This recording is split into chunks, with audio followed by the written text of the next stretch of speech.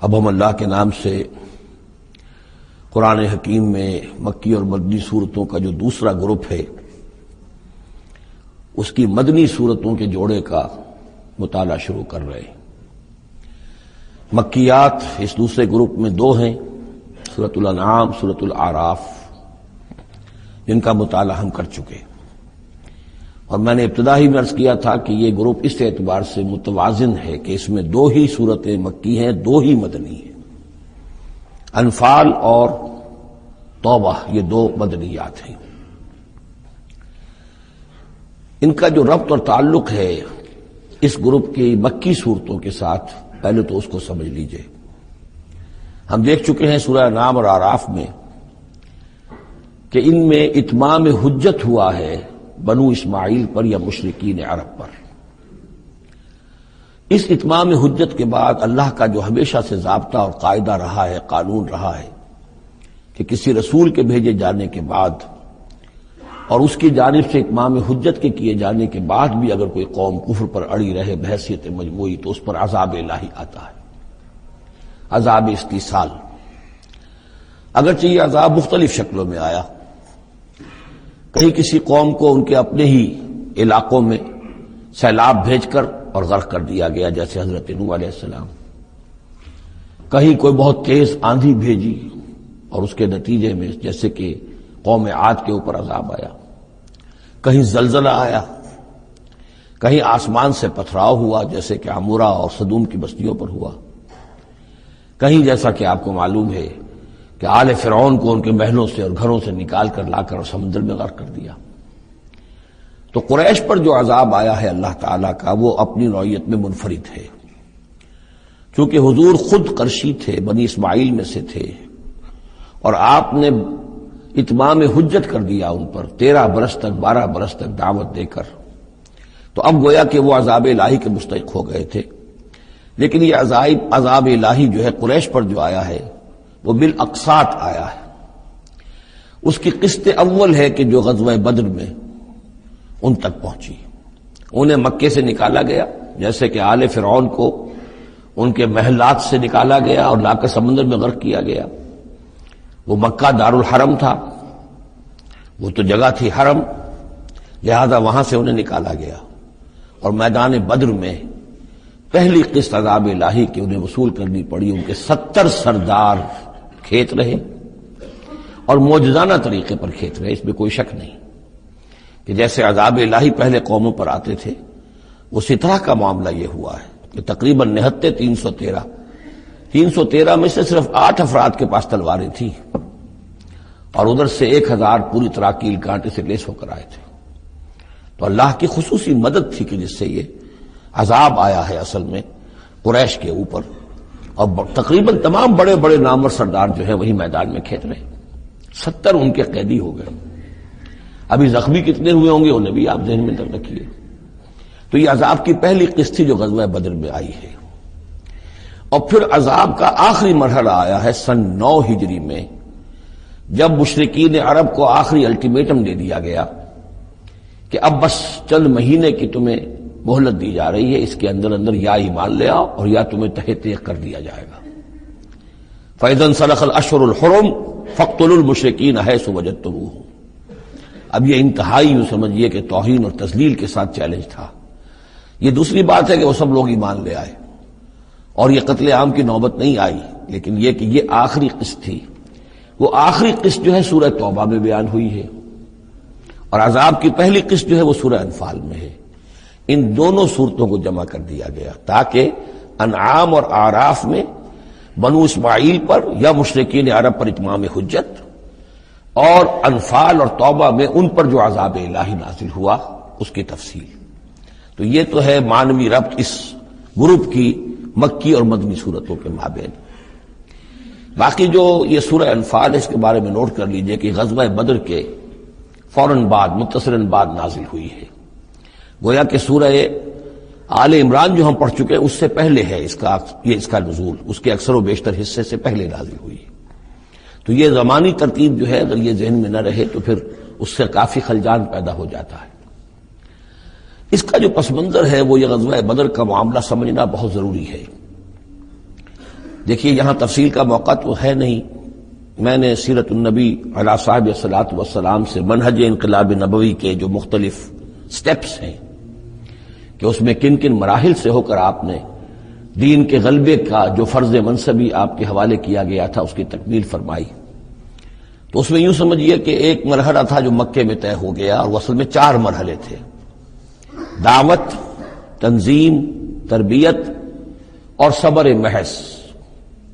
وہاں ہاتھ اٹھانے کی اجازت نہیں تھی. ہم پڑھ آئے ہیں، سورہ نساء میں آ چکا ہے کہ اس وقت حکم تھا کفو ایدیکم، اپنے ہاتھ بندھے رکھو، تمہارے چاہے ٹکڑے اڑا دیے جائیں، تمہیں زندہ جلا دیا جائے، تم کوئی انتقامی کارروائی تو دور کی رہی، مدافعانہ کارروائی بھی نہیں کرو گے. No raising of hands even in self defence. یہ 4 مراحل تھے جو چلتے رہے تا آ کے ایک طرف تو حضور کے پاس جانثاروں کی ایک جماعت تیار ہو گئی جو سرد و گرم چشیدہ تھے، ہر طرح کے حالات میں سے گزر چکے تھے، سختیاں جھیل چکے تھے، قربانیاں دے چکے تھے. ان کے اخلاص مع اللہ میں کسی شک و شبے کی گنجائش نہیں تھی. ان کے دل جو ہیں خالص ہو چکے تھے اللہ کے لیے. اور دوسری طرف یہ کہ اللہ تعالیٰ نے ایک دارالہجرت کا انتظام کر دیا، کھڑکی کھول دی مدینے کی طرف، ہجرت کا اہتمام ہو گیا تاکہ اہل ایمان کو وہاں سے نکال کر اور مدینے میں لے آیا جائے. اب یہاں سے اقدام ہو، اسی لیے ہجرت فرض کر دی گئی کہ اب تمام مسلمان یہاں آ جائیں. ظاہر بات ہے کہ ہجرت جو ہے وہ فلائٹ نہیں تھی، وہ کوئی فرار نہیں تھا، بھاگ کر جان بچانا نہیں تھا. مغربی مورخین تو اسی نام سے اس کو یاد کرتے ہیں.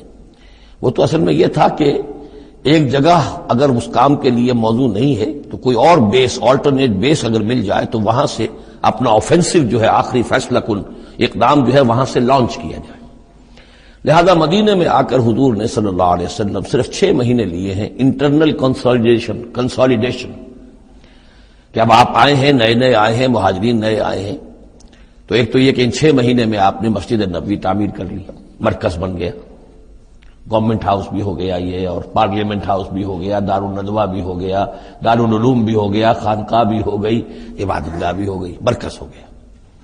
ثانیاً آپ نے انصار اور مہاجرین کے اندر مواخات کرا دی، ایک انصاری ایک مہاجر بھائی بنا دی. تیسرے یہ کہ آپ نے بہت بڑا کام یہ کیا کہ جو یہود کے قبیلے وہاں آباد تھے ان کو آپ نے ان کے ساتھ ایک معاہدہ کر لیا، جوائنٹ ڈیفنس آف مدینہ، میثاق مدینہ، مدینے کی ایک مدافعت جو ہوگی وہ مشترک ہوگی. کوئی بھی حملہ آور آئے گا باہر سے تو مل کر مسلمان اور یہودی اس معاملے میں ایک ملت ہوں گے اور دفاع کریں گے مدینے کا. بس 6 مہینے آپ نے اس کام میں لیے. 7ویں مہینے سے پھر آپ نے کچھ چھوٹے چھوٹے دستے بھیجنے شروع کر دیے، چھاپا مار دستے سمجھ لیجئے، کہ جس سے وہ جو کیروان روٹس تھے، قریش کی لائف لائن یہی تھی، ان کا تجارتی سلسلہ تھا. شام کی طرف قافلے جو جاتے تھے وہ بدر سے ہو کر گزرتے تھے، بدر کے قریب سے، اور بدر جو ہے مدینے سے قریب تر تھا، مکے سے فاصلہ زیادہ ہے. اور جو قافلے جاتے تھے یمن کو وہ طائف سے ہو کر گزرتے تھے. تو آپ نے ان راستوں کے اوپر چھاپا مار دستے بھیجنے شروع کر دیے. جدید اصطلاح میں اس کو یہ کہا جائے گا کہ اکنامک بلاکیڈ آف مکہ. 8 ایسی مہمیں غزوہ بدر سے پہلے ثابت ہیں 1.5 سال کے اندر. 6 مہینے آپ نے وہ لیے، 1.5 سال اور 2 سال کے بعد غزوہ بدر ہو گیا ہے. تو یہ 1.5 سال میں 8 مہمیں، جن میں سے 4 میں کہ حضور خود بھی بنفس نفیس شریک رہے ہیں، اس لیے وہ غزوات کہلاتے ہیں، اور 4 وہ ہیں کہ جن میں آپ نے صرف کچھ لوگوں کو بھیج دیا ہے کسی امیر کے تحت، وہ سرایا کہلاتے ہیں. تو یہ جو صورتحال ہوئی، اور اس میں یہ بھی ہوا کہ حضور جہاں جاتے تھے خود تو وہاں کے قبائل سے آپ معاہدے کر لیتے تھے. اب یا تو وہ لوگ قبائل جو تھے مقامی، پہلے تو وہ قریش کے حلیف تھے، اب یا تو وہ حضور کے حلیف ہو گئے، مسلمانوں کے حلیف ہو گئے، تو قریش کی طاقت کم ہوئی، مسلمانوں کی بڑھ گئی. یا یہ ہے کہ وہ نیوٹرل ہو گئے کہ ہم نہ قریش کی مدد کریں گے آپ کے خلاف، نہ آپ کی مدد کریں گے قریش کے خلاف، نیوٹرل ہو گئے. اس سے بھی یہ ہے کہ قریش کا جو حلقہ اثر تھا، سیاسی زون آف پولیٹیکل انفلوئنس، وہ کم ہو رہا ہے. یہ 2 چیزیں ایسی ہوئی ہیں، political isolation of Quraysh and economic blockade of Mecca, جس کے نتیجے میں مکے والے جو ہیں پھر یوں سمجھیے کہ تنگ آمد بجنگ آمد. ورنہ مکے والوں کی طرف سے کوئی آغاز ثابت نہیں ہے تاریخ میں کہ حضور کے اور مسلمانوں کے مکے سے جانے کے بعد ان کی طرف سے کوئی ابتدا ہوئی ہو، کوئی انیشیٹو لیا گیا. 2 واقعات خاص طور پر ایسے ہو گئے کہ ایک چھوٹا سا آپ نے ایک دستہ بھیجا تھا نخلا، اور یہ نخلا جو ہے یہ مکے اور طائف کے مابین، تو سمجھیے کس قدر فاصلے پر، اور وہاں مٹ بھیڑ ہو گئی، جو مسلمان وہاں بھیجے گئے تھے ان کے کفار کے ساتھ۔ وہاں ایک مشرک مکے کا مارا گیا، ایک کو انہوں نے قید کیا، ساتھ لے آئے، کچھ سامان جو ان کا تجارت تھا وہ بھی لے آئے، وہ مال غنیمت سمجھ کر۔ تو حضور اگرچہ ناراض ہوئے کہ میں نے تمہیں لڑنے کا حکم نہیں دیا تھا، میں نے اس لیے بھیجا تھا کہ وہاں رہو اور قریش کی نقل و حرکت سے ہمیں مطلع کرتے رہو، لیکن اب سچویشن پیدا ہو گئی، گویا کہ یہ چاہے ارادہ تھا یا نہیں تھا، ڈی فیکٹو شکل یہی ہوئی کہ اقدام ہو گیا مسلمانوں کی طرف سے، اب آغاز ہو گیا مسلمانوں کی طرف سے۔ ادھر جب ابو سفیان لے کر جا رہے تھے بہت بڑا قافلہ شام کی طرف، تو حضور نے اس کا تعاقب کیا، لیکن وہ تیزی سے نکل گئے تھے۔ لیکن جب واپس آ رہے تھے اور 50,000 دینار کا سامان تھا ان کے قافلے کے اندر، بہت لدا پدا قافلہ، انہیں یہ خطرہ ہوا کہ اب پھر محمد صلی اللہ علیہ وسلم اور ان کے ساتھی کہیں لوٹیں گے ہمیں اور ہمارے اوپر حملہ کریں گے، روکیں گے ہمارا راستہ۔ تو انہوں نے یہ کی دوہری حکمت عملی کی کہ ایک تو یہ کہ ایک سوار بھیجا آگے تیزی کے ساتھ دوڑایا کہ مکے جاؤ اور کہو کہ ہمارے قافلے کو خطرہ ہے محمد سے صلی اللہ علیہ وسلم، لہذا مدد بھیجو۔ اور ادھر یہ کیا کہ وہ عام راستہ جو تھا جو بدر سے ہو کر گزرتا تھا اسے چھوڑ کر ساحل سمندر کے ساتھ ساتھ نیچے سے ہو کر وہ نکل بھی گئے۔ اب وہاں مکے میں یہ دونوں چیزیں بیک وقت پہنچ گئیں، ایک طرف وہ نخلا سے لوگ روتے پیٹتے چیختے چلاتے ہمارا آدمی مار دیا محمد کے آدمیوں نے، وہ آ گئے، ادھر سے وہ آ گیا جو ابو سفیان کا بھیجا ہوا تھا ایلچی کہ دوڑو دوڑو دوڑو تمہارا قافلہ محمد لوٹنے والے ہیں اور یہ ہے اور وہ ہے۔ بس وہ وار کرائی وہاں ہوئی اور 1,000 کا لشکر جو ہے وہاں پر پھر جمع کیا گیا اور 900 اونٹ فراہم کیے گئے اور 100 گھوڑوں کا ایک رسالہ تیار کیا گیا اور وہ لوگ مکے سے نکل آئے۔ یہ صورتحال ادھر ہو رہی تھی۔ ادھر یہ ہے کہ حضور صلی اللہ علیہ وسلم نے مدینے میں پہلے تو یہ فیصلہ کیا تھا کہ اب یہ قافلہ واپس آنے والا ہے تو اب اس قافلے کا تعاقب کریں، ابھی جنگ وغیرہ کا آپ کو گمان نہیں تھا، ابھی مدینے ہی میں آپ نے یہ جو ہے اس ایسا ارادہ ظاہر کیا کہ جیسے پہلے بھی گئے تھے، جب قافلہ جا رہا تھا شام کی طرف تو تعاقب کیا تھا، ایسے جب آ رہا ہے تو اسے انٹرسیپٹ کریں۔ لہذا ایک تو مشاورت ہوئی ہے مدینے میں، آیا چلنا چاہیے یا نہیں چلنا چاہیے، وہ میں بعد میں عرض کروں گا جب ہم آیتیں پڑھیں گے۔ پھر جب کچھ لوگ نکل آئے اور یہ نہیں سمجھا گیا تھا کہ کوئی جنگ ہونی ہے، کوئی بڑا لشکر آ رہا ہے، اس وقت تک اطلاع نہیں تھی، اسی لیے جو جس کے ہاتھ میں آیا، کسی کے پاس نیزہ تھا، کسی کے پاس کچھ اور تھا، تلواریں 8 تھیں، گھوڑے کل 2 تھے، وہ چل پڑے۔ چلو اس لیے کہ مسئلہ تو قافلے کا مسئلہ ہے نا، کوئی جنگ تو ہے نہیں، کوئی لشکر وشکر تو آ نہیں رہا۔ جب آپ کچھ سفر طے کر کے مقام صفرا تک پہنچ گئے تو وہاں وحی آ گئی اور آپ کو اطلاع بھی پہنچ گئی، اطلاع بھی پہنچ گئی کہ ابو جہل جو ہے 1,000 کا لشکر لے کر مکے سے چل پڑا ہے، اور وحی بھی آ گئی، اللہ نے بتا دیا کہ اے نبی اب یہ 2 شکلیں ہیں، جنوب سے مکے کی طرف سے ایک لشکر آ رہا ہے، کیل کانٹے سے لیس ہے، شمال سے قافلہ آ رہا ہے، اور میرا یہ وعدہ ہے کہ ان دونوں میں سے ایک ضرور تم کو دے دوں گا، تم کو فتح حاصل ہو جائے گی، یہ میرے اہل ایمان کو بتا دیجئے اور ذرا مشورہ کیجئے۔ تو دوسری مشاورت جو ہے وہ مدینے سے نکل کر ہوئی ہے مقام صفرا میں۔ یہ اصل میں جو چیزیں اگر سامنے نہ ہوں تو پھر یہ بہت خلجان ہوتا ہے، اور اکثر لوگوں کو، مترجمین کو اور مفسرین کو بہت خلجان رہا ہے ان آیات کے سمجھنے میں۔ اور اس کے علاوہ جو ایک خلجان رہا ہے وہ یہ رہا ہے کہ ایک دور ہم پر ایسا گزرا ہے انگریز کے حکومت کے زمانے میں، اور خاص طور پر جب نئی نئی مغربی سائنس اور مغربی تہذیب کا ہم پر حملہ ہوا ہے، تو چونکہ مغرب کے لوگوں نے یہ کہا کہ یہ اسلام تو تلوار سے پھیلا ہے، بوئے خون آتی ہے اس قوم کے افسانوں سے، تو ہمارے ہاں کچھ مخلص لوگ تھے، نیک لوگ تھے جو چاہتے تھے کہ اسلام کو اور حضور صلی اللہ علیہ وسلم کی سیرت کو بچائیں، اس کی دفاع کریں۔ انہوں نے کہا نہیں اسلام تلوار سے نہیں پھیلا، حضور نے تو جو جنگیں کی تھی وہ صرف مدافعانہ تھیں، ان کے اوپر جنگ ٹھوس دی گئی تھی اور آپ نے کوئی اقدام نہیں کیا۔ اور ان میں سب سے بڑا کام کیا ہے ہندوستان میں مولانا علامہ شبلی نعمانی رحمۃ اللہ علیہ نے، میں ان کا نام ادب سے لوں گا اس لیے کہ سر سید احمد کے زیر اثر تھے، اور وہ جو جدید جو ابھی آیا تھا، جو مغربی افکار و خیالات اور تہذیب اور تمدن اور ویلیوز اور نظریات کا جو ریلا آیا تھا، اس کا مقابلہ کرنا آسان کام نہیں تھا۔ تو یہ اپولوجیٹک انداز اختیار کیا ہے شبلی نعمانی نے، اور اس میں یہ ہے کہ وہ جو ابتدائی جو 8 جو غزوات اور سرایا ہیں جو بدر سے پہلے ہوئے، انہیں بالکل تقریباً نظر انداز کر دیا ہے، تاکہ یہ ثابت نہ ہو کہ انیشیٹو حضور کی طرف سے ہوا ہے. تو یہ چیز جو ہے میں سمجھتا ہوں کہ ایک خاص دور کا تقاضا تھی، وہ دور کا گزر چکا. اب اسلام کا یہ فکر کہ اسلام ایک مکمل دین ہے، یہ اپنا غلبہ چاہتا ہے، اور حضور کو بھیجا گیا تھا اس لیے کہ دین کو غالب کرے، اور دین کو غالب کرنے کی جدوجہد ایک انقلابی جدوجہد ہے. اس انقلابی جدوجہد میں جہاں پہلا مرحلہ یہی ہوتا ہے کہ پیسو ریزسٹنس ہو اور پہلے تیاری کی جائے، دعوت، تنظیم، تربیت اور صبر محض کے ذریعے سے ایک قوت فراہم کی جائے. پھر دوسرا مرحلہ آتا ہے، باطل کے ساتھ ٹکرانا پڑتا ہے، اور اس میں آگے بڑھ کر ٹکر مول لینی پڑتی ہے. یہ نہیں ہے کہ انتظار ہی کرتے رہیں. یعنی ایک جس کو ہم کہتے ہیں کو ایگزسٹنس، پیسفل کو ایگزسٹنس، حق و باطل کے درمیان نہیں ہو سکتی. حق کیسے تسلیم کر سکتا ہے کہ باطل بھی موجود رہے؟ ہاں، حق میں جان نہیں ہے، اہل حق جو ہیں بے جان ہیں، مردہ ہیں، تو مجبوری ہے. لیکن اگر اہل حق میں جان ہو تو وہ کیسے برداشت کریں گے کہ باطل جو ہے اس کا غلبہ رہے؟ ہاں، باطل جو ہے وہ نیچا ہو کر رہے، اگر وہ مغلوبیت کی شکل اختیار کر لے تو ٹھیک ہے، لیکن یہ کہ باطل کا غلبہ ہو اور اہل ایمان میں جان بھی ہو، تو یہ دو چیزیں جو ہیں یہ تو ایک دوسرے سے بالکل متضاد ہیں.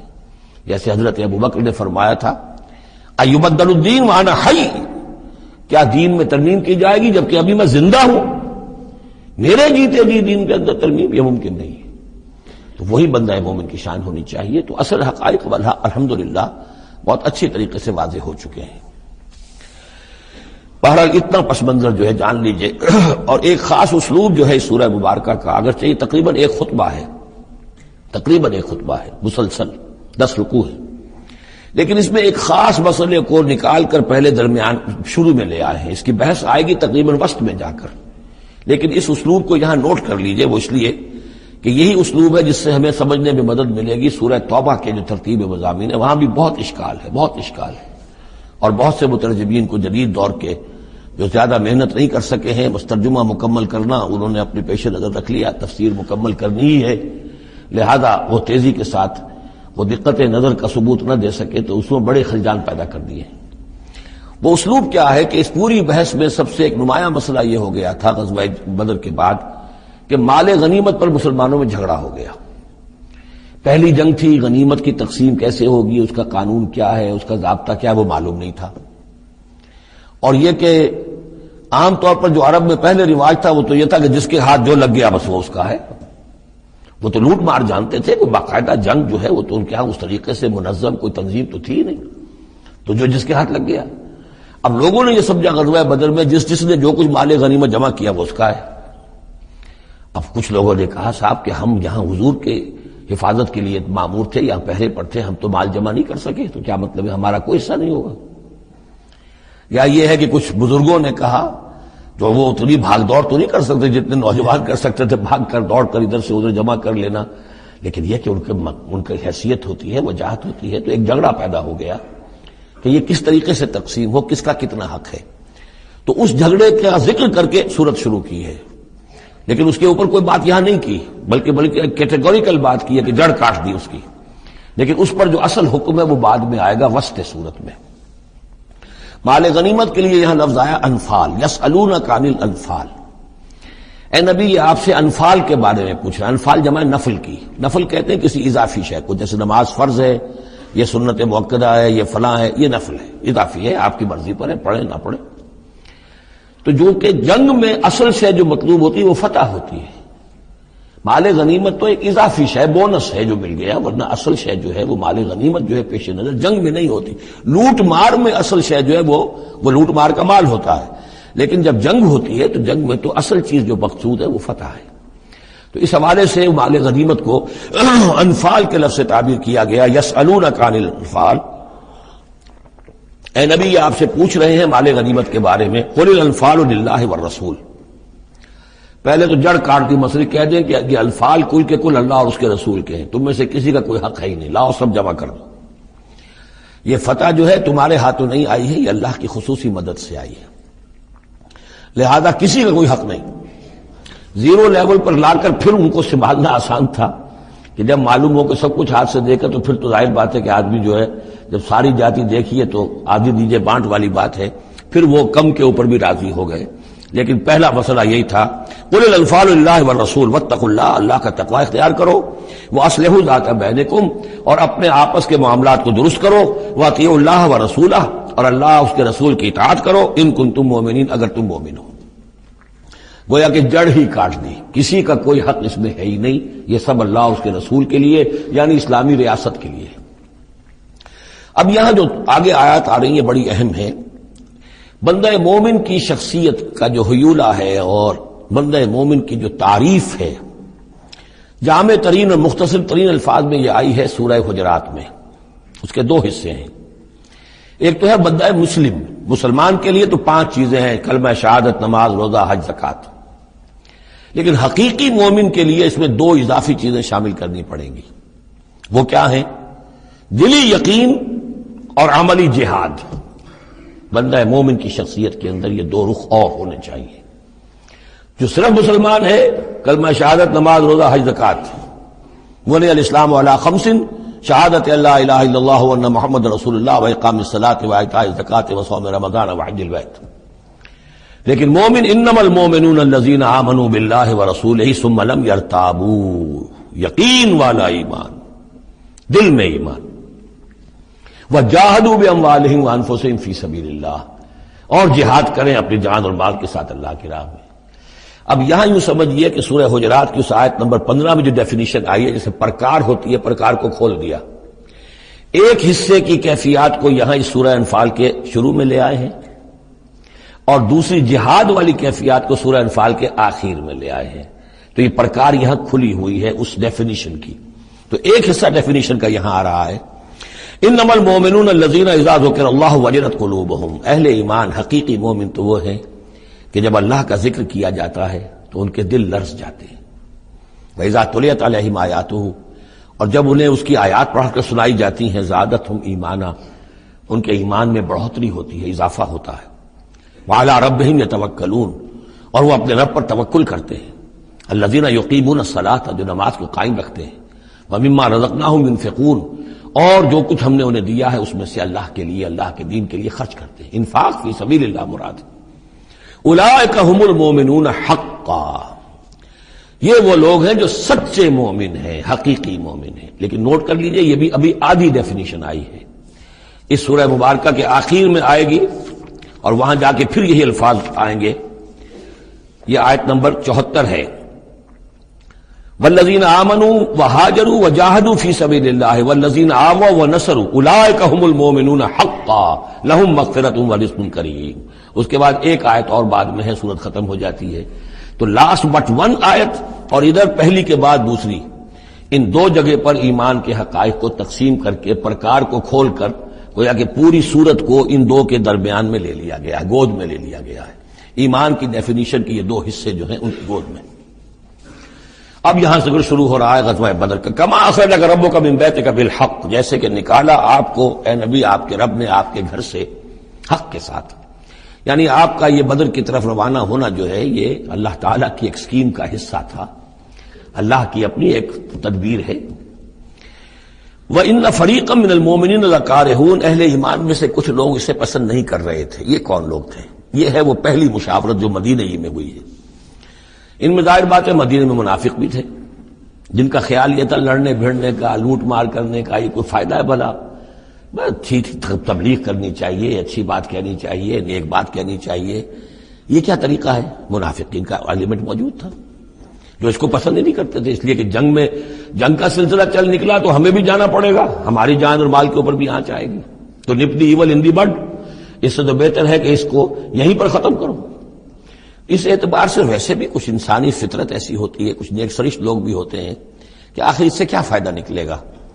ابھی کوئی خاص جو ہے قریش کی طرف سے تو اقدام ہوا نہیں تھا، ہم آگے بڑھ کر جو ہے یہ جو بات اقدام کر رہے ہیں تو آخر اس کا فائدہ کیا ہے؟ تو یہ اس قسم کی باتیں اس وقت کہی گئیں۔ ان فریقا من المؤمنین لکارہون، اب یہ مومنین ان میں سے اہل نفاق بھی ہو سکتے ہیں اور سادہ لوگ اور نیک دل جو مسلمان ہیں وہ بھی ہو سکتے ہیں۔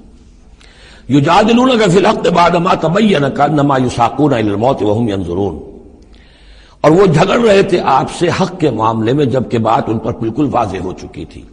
یہ دوسری آیت میرے نزدیک جو دوسری مشاورت ہوئی ہے مقام صفرا پر، اس سے متعلق ہے۔ وہ یہ کہ وہاں سے جب مکے سے آپ چلے تو اس وقت تک کسی لشکر وغیرہ کی کوئی اطلاع نہ آپ کو تھی اور نہ اس کا کوئی گمان تھا ابھی۔ وہ تو ایسے ہی تھا جیسے پہلے 8 مرتبہ جو ہے وہ جو ایکسکرشنز جو ہوئی تھیں، جس طریقے کی مہمات بھیجی گئی تھیں، یہ اسی طرح کی ایک مہم ہے۔ لیکن یہ ہے کہ آگے چل کر جب آپ کچھ دور چل نکل کے آ گئے تھے، یہاں آ کر جو ہے آپ کو وحی بھی آ گئی اور اطلاعات بھی مل گئی کہ صورتحال وہ ہو چکی ہے۔ ایک طرف نخلا سے روتے پیٹ سے لوگ پہنچ گئے وہاں، دوسری طرف یہ کہ ادھر سے ابو سفیان کا جو ہے ایلچی پہنچ گیا چیختا چلاتا ہوا، اور 1000 کا لشکر لے کر ابو جہل نکل پڑا ہے بدر کی طرف۔ اب وہ بدر کی طرف آ رہا ہے، ادھر سے قافلہ بدر کی طرف آ رہا ہے شمال سے۔ اس وقت اللہ تعالیٰ نے فرمایا، اور یہ مشاورت جیسا کہ میں نے کہا تھا جیسے کہ حضرت طالوت نے کی تھی، ایک آزمائش اپنی فوج کی کہ جو اس دریا میں سے پانی پیے گا سیر ہو کر پیے گا، اس کا مجھ سے کوئی تعلق نہیں۔ اسی طرح کا آپ نے مشاورت کا معاملہ اللہ تعالیٰ کے حکم سے مسلمانوں کے سامنے رکھ دیا۔ بعدما تبین کانما یساقون الی الموت، وہ لوگ ایسے محسوس کر رہے تھے جیسے انہیں دھکیلا جا رہا ہو موت کی طرف، وہم ینظرون، اور وہ دیکھ رہے ہوں۔ ظاہر بات ہے یہ کیفیت تو کٹر جو منافق تھے وہاں پر انہیں کی ہو سکتی تھی۔ وَإِذْ يَعِدُكُمُ اللَّهُ إِحْدَى الطَّائِفَتَيْنِ أَنَّهَا لَكُمْ، اور جب کہ اللہ تعالیٰ وعدہ کر رہا تھا تم سے کہ ان دونوں گروہوں میں سے ایک تمہیں مل جائے گا، ایک پر تمہاری فتح گارنٹیڈ ہے۔ وَتَوَدُّونَ أَنَّ غَيْرَ ذَاتِ الشَّوْكَةِ تَكُونُ لَكُمْ، اور اے مسلمانوں تم یہ چاہتے تھے کہ ادھر جاؤ جدھر کے کانٹا لگنے کا کوئی اندیشہ نہ ہو، اس لیے کہ بمشکل 50 یا 100 آدمی تھے اس قافلے کے ساتھ، اور اونٹ تھے بے شمار، اور جو میں نے آپ کو بتایا بہت بڑی مقدار کے اندر جو ہے 50,000 دینار کا جو مال تھا ان کے پاس، تو ان کو تو آسانی سے قابو کیا جا سکتا تھا، اس میں اندیشہ کم تھا۔ پھر دلیلیں بھی عقلی آ گئی ہوں گی کہ حضور ہمارے پاس تو کچھ ہتھیار بھی نہیں ہے، کچھ نہیں ہے، ہم تیاری کر کے مدینے سے نکلے ہی نہیں ہیں، تو اچھا ہے پہلے یہ کہ ہم جا کر ان پر قبضہ کر لیں تو ان کے ہتھیار بھی ہمیں مل جائیں گے، تو پھر لشکر سے لڑنے کے لیے ہم بہتر پوزیشن میں ہوں گے۔ تو عقل و منطق بھی یہ گویا کہ ان کے ساتھ تھی۔ وَيُرِيدُ اللَّهُ أَن يُحِقَّ الْحَقَّ بِكَلِمَاتِهِ، اور اللہ یہ چاہتا تھا کہ اپنے بات کو اپنے فیصلے کے ذریعے سے حق کا حق ہونا ثابت کر دے۔ وَيَقْطَعَ دَابِرَ الْكَافِرِينَ، اور کافروں کی جڑ کاٹ دے۔ یہ قطع دابر القوم الذین ظلموا، کافر قوم کی جڑ کاٹ دی گئی، جو ہم پڑھ کر آئے سورہ اعراف میں۔ اللہ کا ارادہ یہ تھا اگر عام جو دنیاوی قواعد و ضوابط ہیں، فزیکل لاز ہیں، اس کے تحت یہ ہوتا تو اتنی بڑی بات ہی نہ ہوتی۔ اسے یوم الفرقان بنانا تھا کہ نمایاں ہو جائے کہ اللہ کس کے ساتھ ہے، حق کدھر ہے۔ اور یہ اسی وقت ہو سکتا تھا جب یہ کنٹراسٹ برقرار رہتا کہ بے سر و سامان 313 گئے ہیں اور کیل کانٹے سے لے 1000 کے ساتھ ان کا مقابلہ ہوا ہے، اور پھر انہیں اللہ نے فتح دی ہے۔ لہذا اللہ کی مرضی کچھ اور تھی۔ یرید اللہ ان یحق الحق بکلماتہ ویقطع دابر الکافرین، اللہ چاہتا تھا کہ اپنی باتوں کے ذریعے سے حق کا حق ہونا ثابت کر دے اور کافروں کی جڑ کاٹ دے۔ یہ یحق الحق، تاکہ سچا ثابت کر دے حق کو، سچ کو، ویبطل الباطل، اور باطل ثابت کر دے باطل کو، باطل ہونا اس کا ثابت ہو جائے۔ ولو کرہ المجرمون، خواہ یہ مجرموں کو کتنا ہی ناگوار ہو۔ استستغیثون ربکم، یاد کرو جب کہ تم اپنے رب سے استغاثہ کر رہے تھے، دعائی دے رہے تھے کہ اللہ اب ہماری مدد فرما۔ فاستجاب لکم، تو اللہ نے تمہاری دعا کو قبول کیا تھا۔ انی ممدکم بألف من الملائکۃ مردفین، کہ میں تمہاری مدد کروں گا 1000 ملائکہ سے جو لگاتار آئیں گے، پے بپے آئیں گے۔ 1000 کا لشکر آیا ہے نا، تو 1000 فرشتے ہم تمہاری مدد کے لیے بھیج دیں گے۔ وما جعلہ اللہ الا بشرا، اور اللہ نے اس کو نہیں بنایا مگر تمہارے لیے بشارت، وَلِتَطْمَئِنَّ بِهِ قُلُوبُكُمْ، اور تاکہ تمہارے دل مطمئن ہو جائیں۔ وَمَن نَّصْرُ إِلَّا مِنْ عِندِ اللَّهِ، اور مدد تو اللہ کی طرف سے ہوتی ہے، فرشتوں کو بھیجے بغیر بھی وہ مدد کر سکتا ہے۔ کن فیکون کی شان کے ساتھ وہ جو چاہے کر دے، لیکن یہ کہ تمہارا جو اپنا ایک سوچنے کا انداز ہے بر بنائے طب بشری، تمہاری تسکین کے لیے ہم نے یہ شکل کر دی کہ 1000 دشمن آ رہا ہے تو 1000 فرشتہ تمہاری مدد کے لیے ہم بھیج دیں گے۔ ان اللہ عزیز الحکیم، یقیناً اللہ تعالیٰ سب زبردست ہے اور حکمت والا۔